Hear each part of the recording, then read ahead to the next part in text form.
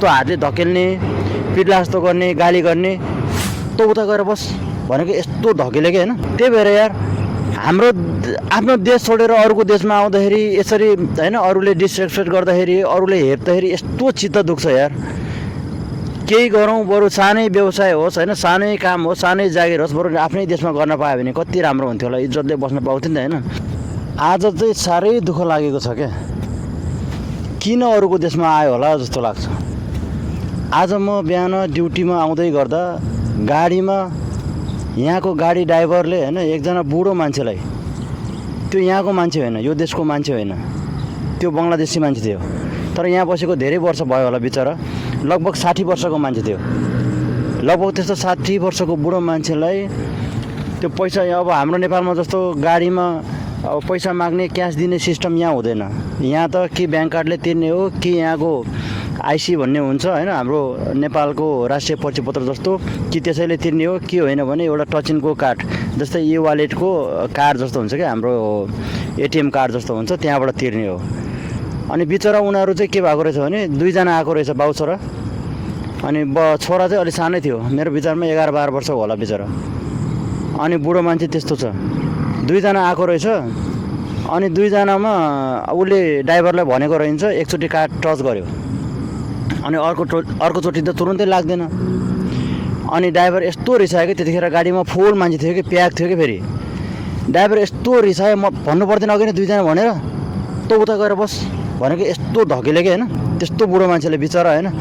अब म त्यहाँ नजिक भएर पनि केही भन्न सकेन, किनकि अरूको देशमा अब हाम्रो त अब केही लाग्दैन। अनि त्यसपछि आएर उसलाई बिचरा उता साइडमा बस्न लगायो, उसको कार्ड खोसेर राख्यो। अनि त्यसपछि अरू मान्छेहरूलाई भित्र छिरायो। अनि लास्टमा फेरि आएर ल यहाँनिर कार्ड टच गर भनेर कार्ड दियो के, म यहाँनिर प्रेस गर्छु टच गर भनेर। तर उसले भनेको टाइममा ठ्याक्कै त्यो टच गर्दाखेरि भएन क्या, उसले गर्न सकेन, आफूले अब त्यो ड्राइभरले जस्तो भनेको त्यस्तो गर्न सकेन। त्यसपछि फेरि यस्तो गाली गर्यो भित्र त्यस्तो बुढो मान्छेलाई होइन, यस्तो हातले धकेल्ने, पिट्ला जस्तो गर्ने, गाली गर्ने। त्यही भएर यार हाम्रो आफ्नो देश छोडेर अरूको देशमा आउँदाखेरि यसरी होइन अरूले डिसरेस्पेक्ट गर्दाखेरि, अरूले हेप्दाखेरि यस्तो चित्त दुख्छ यार। केही गरौँ बरु सानै व्यवसाय होस् होइन, सानै काम होस्, सानै जागिर होस्, बरु आफ्नै देशमा गर्न पायो भने कति राम्रो हुन्थ्यो होला, इज्जतले बस्न पाउँथ्यो नि त होइन। कसैले यसरी त हेप्दैन थियो। मलाई चाहिँ साह्रै चित्त दुख्यो यार, नरमाइलो लाग्यो त्यस्तो बुढो मान्छेलाई।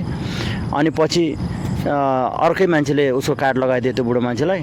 अनि ऊ माथि गएर यहाँ चाहिँ फेरि गाडी 2 तलाको हुन्छ होइन, तल पनि बस्न मिल्ने हुन्छ, माथि पनि बस्न मिल्ने हुन्छ। अनि माथि गएर बस भन्यो, यस्तो करायो होइन। अनि बिचरा त्यो बुढो मान्छे माथि गएर बस्यो। तर त्यो देख्दै गर्दा, त्यो हुँदै गर्दा मलाई चाहिँ एकदमै चित्त दुख्यो कि, नरमाइलो लाग्यो। बेकार म यस्तो अरूको देशमा यस्तो होइन अरूको हेपाइ, अरूले हेपेको देख्दाखेरि चाहिँ बेकार आएछ जस्तो लाग्छ। तर के गर्ने, अब हाम्रो देशमा पनि भनेको जस्तो रोजगार छैन, बाध्यता छ होइन। अब के गर्नु, अब हाम्रो नेपालमा आउनै पर्छ के सबैजना। अब एउटा न एउटा देशमा गइहाल्छ, नेपालमा बसेर के गर्ने।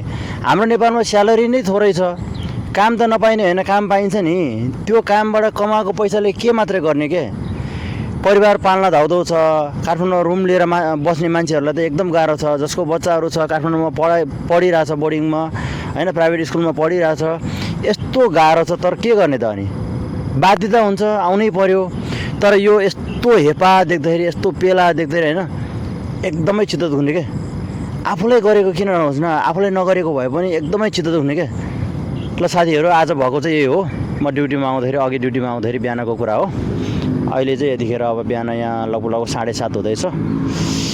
यति नै हो साथीहरू। अब सकभर सक्यो भने नेपालमै राम्रो जागिर पायो भने, अब आफूले गरेर हुनेछ भने सबै साथीहरूलाई चाहिँ म चाहिँ नेपालै बस्न अनुरोध गर्छु, आफ्नै देशमा केही गरेर बस्न अनुरोध गर्छु। कमसेकम आफ्नो फ्यामिलीसँग बस्न पाइन्छ यार, आफ्नो फ्यामिलीसँग बस्न पाइन्छ। भनेको टाइममा अब छुट्टीमा कहीँ जान पायो, परिवारसँग सँगै हुन्छ, दुःख बिरामी हुन्छ सँगै हुन्छ, गाह्रो साह्रोमा सँगै हुन्छ, खुसीमा सँगै हुन्छ यार। यहाँ बसिसकेपछि न त भनेको टाइममा छुट्टी पाउँछ, न भनेको जस्तो ड्युटी हुन्छ, न भनेको टाइममा खाना पाउँछ, न भनेको टाइममा केही गर्न पाउँछ। दुःख बिरामी हुँदा एक्लै हो, कसैले साथ सपोर्ट गर्दैन, यस्तो गाह्रो हुन्छ नि होइन। परदेशको जिन्दगी यस्तो गाह्रो हुन्छ होइन, जो भोगेको छ उसलाई मात्र थाहा छ कि होइन।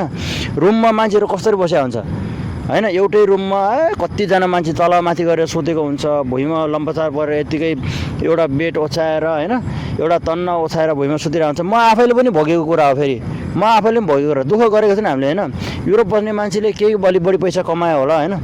अब फेरि हाम्रो त राम्रो छ, गाडी चढ्न पाएको छ, घरमा आनन्दले अपारमा बस्न पाएको छ भन्ला, उसको पनि आफ्नै किसिमको छुट्टै दुःख होला होइन। बाहिरबाट हेर्दा मात्रै राम्रो हो क्या विदेश त, तर भित्रको कहानी त यस्तो दुःखदायी छ कि होइन, यस्तो दुःखदायी हुन्छ कि सोच्नै सकिँदैन क्या। ल त साथीहरू, यति नै हो होइन। यही कुरा भन्नलाई मैले अब तपाईँहरू सामु आएँ, उपस्थित भएँ। अहिलेलाई बाई बाई, फेरि आउँदै गरौँ ल। अहिले मेरो ड्युटी सुरु भइसक्यो होइन, एयरपोर्टभित्र छु। मेरो ड्युटी एयरपोर्टभित्र भएकोले यहाँ चाहिँ एकदम, यहाँको वातावरण चाहिँ एकदम रमाइलो छ क्या यहाँभित्र। यस्तो दामी ठाउँ छ होइन। ल साथीहरू, फेरि भेट्दै गरौँ ल, बाई बाई।